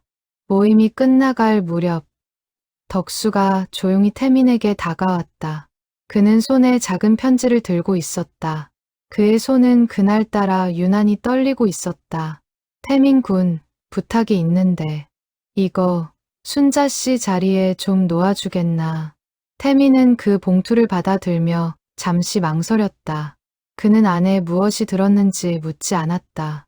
다만 덕수의 표정에서 그것이 그가 평생 동안 한 번도 꺼내지 못했던 말이라는 것을 짐작할 수 있었다. 제가 직접 가져다 놓을까요? 아니면 어르신이 직접 놓으시겠어요? 아니, 자네가 놓아주게. 나는 그 자리에 앉으면 도저히 손이 안 움직일 것 같아서. 태미는 그 편지를 받아 가게 카운터, 순자가 늘 앉던 자리에 조심스럽게 올려두었다. 덕수는 그 모습을 한참 동안 바라보다가 낮은 목소리로 중얼거렸다. 순자 씨, 늦었지만 이제야 말하네. 그동안 참 고마웠어요. 그리고 좋아했어요. 그 말은 누구에게도 들리지 않을 만큼 작았지만 그 자리에 있던 몇몇 사람들은 덕수의 눈가에 어린 눈물을 보았다. 정 여사는 그 모습을 보며 조용히 손수건을 건넸고 은정과 재호도 멀찍이 서 그 풍경을 지켜보며 함께 눈물을 훔쳤다. 태미는 그 모습을 지켜보며 사랑이라는 것이 꼭 말로 전해지지 않아도 충분히 진실할 수 있다는 것을 깨달았다. 덕수는 그날 이후로도 매일 아침 가게에 들러 화분에 물을 주는 일을 멈추지 않았다. 그는 더 이상 그 마음을 숨기려 하지 않았다. 가끔은 카운터 위에 작은 꽃 한 송이를 놓아두기도 했다. 그것이 그가 할 수 있는 가장 늦었지만 가장 진실한 사랑의 표현이었다. 그날 밤 모임이 끝난 뒤에도 태미는 가게에 홀로 남아 불을 켜두었다. 그는 카운터에 앉아 어머니가 평생 바라보았을 그 풍경을 가만히 바라보았다. 낡은 세탁기, 빛바랜 라디오, 그리고 작은 공책. 어머니가 앉았던 그 자리에 앉아 보니 가게 안의 모든 풍경이 새롭게 보였다. 세탁기가 돌아가는 소리, 창밖으로 비치는 가로등 불빛, 그리고 그 사이를 채우던 무수한 사람들의 발걸음까지. 그는 그 공책을 펼쳐 새로운 페이지에 천천히 글씨를 적어 내려갔다. 자신의 이름과 함께 다짐 하나를 적은 것이었다. 강태민, 이 가게를 어머니의 뜻대로 지켜나가겠습니다. 부족하지만 천천히 배워가겠습니다. 그는 그 문장을 적고 나서 한동안 그 페이지를 가만히 들여다보았다. 창밖으로는 늦은 밤의 별빛이 골목을 은은하게 비추고 있었다. 간판에 낡은 글씨, 별빛 빨래방이라는 그 이름이 태민의 눈에는 처음으로 새로운 의미로 다가왔다. 어머니는 평생 누군가에게 별빛 같은 존재였고 이제 그 빛을 이어가는 일이 자신의 몫이 되었다는 것을 그는 비로소 받아들이고 있었다. 어머니가 평생 지켜온 외상장부는 이제 그의 손으로 이어지고 있었다. 그는 마지막으로 가게 불을 끄기 전 한 번 더 어머니의 사진을 향해 작게 고개를 숙였다. 계절이 한 바퀴 돌아 다시 겨울이 찾아왔다. 별빛 빨래방은 예전과 다름없이 새벽마다 불을 켜고 있었다. 다만 카운터를 지키는 사람은 이제 태민이었다. 그는 처음 몇 달 동안 서툰 손길로 세탁기를 고치고 손님들을 맞이하는 법을 익혔다. 동전이 부족한 손님 앞에서 머뭇거리던 첫날의 어색함도 이제는 자연스러운 손길로 바뀌어 있었다. 시간이 지나면서 그는 점점 어머니가 했던 일의 무게와 결을 닮아가기 시작했다. 처음 가게를 맡았을 때 태민은 매일 밤 손익을 계산하며 한숨을 내쉬곤 했다. 그러나 몇 달이 지나면서 그는 그 계산이 점점 무의미해진다는 것을 깨달았다. 가게를 찾는 사람들의 사정을 알게 될수록 동전 몇 개를 따지는 일이 점점 부끄러워졌다. 대신 그는 다른 방식으로 가게를 지속할 방법을 찾기 시작했다. 지영이 제안한 대로 평일 낮에는 셔츠 수선이나 다림질 같은 부가 서비스를 더해 수입을 보완했다. 그렇게 가게는 조금씩 어머니의 방식과 현실 사이에서 균형을 찾아가고 있었다. 이웃들도 그런 변화를 반기며 자연스럽게 가게를 더 자주 찾았다. 다림질을 맡기러 온 손님이 옆자리 손님과 이야기를 나누다 친구가 되는 일도 잦았다. 빨래방은 점점 단순한 세탁 공간을 넘어 동네 사람들이 모여 안부를 나누는 작은 사랑방으로 변해가고 있었다. 가게에는 작은 변화도 있었다. 입구 한쪽 벽에 작은 게시판이 새로 생겼다. 그 위에는 순자에게 도움을 받았던 사람들이 적어준 짧은 메모와 그들이 다시 누군가를 도왔던 이야기들이 하나둘 붙기 시작했다. 사람들은 그것을 별빛 게시판이라고 불렀다. 게시판에 붙은 메모들은 짧지만 따뜻했다. 오늘 옆자리 할머니 빨래값을 대신 냈습니다. 작은 마음이지만 전해지길 바랍니다. 동전이 모자란 학생을 도와줬어요. 순자 사장님 생각이 나서요. 처음에는 메모가 한두 장에 불과했지만 시간이 지나면서 게시판은 빈자리를 찾기 어려울 정도로 빽빽해졌다. 태민은 가끔 그 메모들을 하나씩 읽어 내려가며 어머니가 남긴 마음이 얼마나 멀리까지 퍼져나갔는지를 새삼 느꼈다. 어떤 메모에는 먼 동네에서 일부러 찾아왔다는 사람의 사연도 적혀 있었다. 소문을 듣고 찾아온 그는 자신도 비슷한 방식으로 작은 가게를 운영하며 어려운 이웃을 돕기 시작했다고 적었다. 별빛 빨래방의 이야기가 어느새 동네를 넘어 다른 지역에까지 작은 영향을 미치고 있었던 것이다. 태민은 그 사실을 알게 될 때마다 어머니가 남긴 것이 단순히 한 동네의 이야기로 끝나지 않을 것이라는 예감이 들었다. 태민은 그 게시판을 보며 어머니의 마음이 단순히 한 사람에게서 끝나지 않고 끊임없이 다음 사람에게로 이어지고 있다는 것을 느꼈다. 박은정은 이제 형편이 안정되어 더는 도움을 받지 않아도 됐지만 여전히 가게에 자주 들렀다. 그녀는 최근 같은 어린이집에 다니는 다른 홀어머니에게 빨래방 사정을 알려주고 함께 와서 동전을 채워주는 일을 시작했다고 했다. 제가 받은 걸 그대로 흘려보내고 싶어서요. 사장님이 저한테 해주셨던 것처럼요. 그녀의 아이도 이제 제법 자라 어린이집을 졸업할 나이가 되었다. 은정은 가끔 아이의 손을 잡고 빨래방에 들러 게시판에 새로 붙은 메모들을 함께 읽어주었다. 아이는 아직 글을 다 읽지 못했지만 엄마가 읽어주는 짧은 이야기들을 들으며 신기한 듯 눈을 빛냈다. 이재호는 정비소에서 작은 사업장을 마련해 독립했다. 그는 매달 일정 금액을 빨래방에 후원하기로 했다. 누군가는 그 돈을 자신의 미수금 갚는 데 쓰라고 했지만 재호는 손사래를 쳤다. 이건 빚 갚는 게 아니에요. 다음 사람을 위한 거예요. 그는 또한 자신의 정비소에서 형편이 어려운 청소년들을 견습공으로 받아들이기 시작했다. 자신이 받았던 믿음을 이제는 또 다른 방식으로 흘려보내고 있었던 것이다. 김덕수는 매일 아침 여전히 화분에 물을 주러 왔다. 그는 이제 카운터 옆 작은 의자에 앉아 가게를 찾는 손님들과 이야기를 나누는 것이 일상이 되었다. 가끔 그는 순자의 사진을 가만히 들여다보며 옅게 웃기도 했다. 그 웃음에는 더 이상 후회나 미련이 담겨 있지 않았다. 늦었지만 전한 마음이 그를 조금씩 평온하게 만들어주고 있었다. 태민의 아들도 가끔 가게에 들러 할머니의 이야기를 듣고 자랐다. 아이는 공책 속 이름들을 손가락으로 짚으며 묻곤 했다. 아빠, 할머니는 왜 이렇게 많은 사람을 도와주셨어요? 태민은 그 질문에 늘 같은 대답을 들려주었다. 할머니는 어렸을 때 누군가에게 큰 도움을 받으셨대. 그래서 평생 그 마음을 다른 사람들에게 갚으며 사셨던 거야. 받은 사랑은 또 다른 사랑으로 흘러가는 거란다.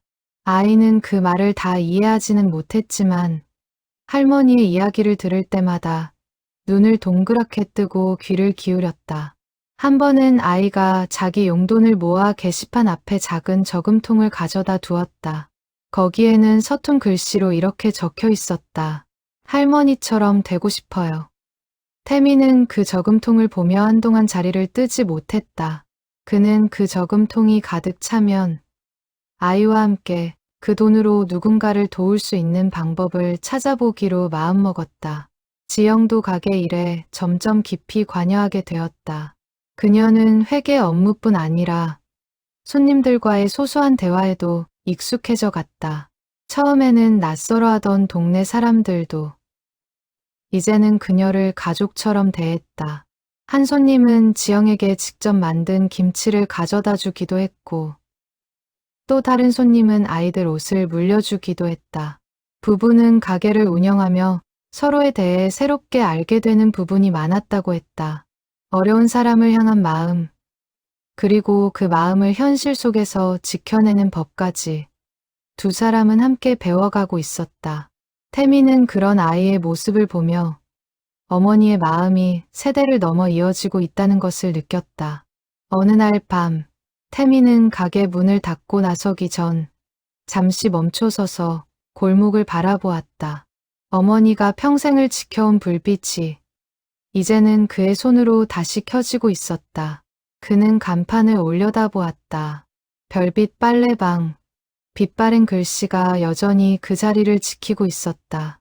그는 문득 어머니의 일기 속 마지막 문장을 떠올렸다. 이곳에 오는 사람들 중 누군가는 복순 언니가 나를 도와줬던 것처럼 다른 누군가에게 그런 사람이 될 수 있을 것이다. 그 바람은 이제 현실이 되어 있었다. 박은정이, 이재호가, 그리고 자신이 어머니가 평생 흘려보낸 그 마음을 이어받아 또 다른 누군가에게 전하고 있었다. 외상장부 속 수백 개의 이름은 더 이상 빚의 목록이 아니었다. 그것은 한 사람이 평생을 걸쳐 만들어낸 가장 따뜻한 유산의 목록이었다. 태민은 가게 문을 잠그고 골목을 걸어 나가며 처음 어머니와 다투었던 그날을 떠올렸다. 그때 그는 어머니에게 더 편한 삶을 드리겠다며 가게를 팔자고 했었다. 지금 생각하면 그것은 어머니의 삶을 가장 좁게 이해했던 순간이었다. 어머니가 원했던 편안함은 좋은 아파트나 안정된 노후가 아니라 자신이 평생 지켜온 이 작은 불빛 아래서 누군가를 돕는 일, 그 자체였다는 것을 그는 이제야 온전히 이해할 수 있었다. 그는 골목 끝에서 다시 한번 뒤를 돌아보았다. 멀리서 보면 그 불빛은 여전히 어두운 거리 위에 떠있는 작은 등대 같았다. 누군가는 오늘 밤에도 그 불빛을 따라 걸어올 것이었다. 그리고 그 사람은 또 다른 누군가에게 그 빛을 전할 것이었다. 그렇게 마음은 끊이지 않고 이어질 것이었다. 별빛 빨래방의 불빛은 그날도 그리고 앞으로도 새벽을 살아가는 사람들의 곁을 묵묵히 지킬 것이었다.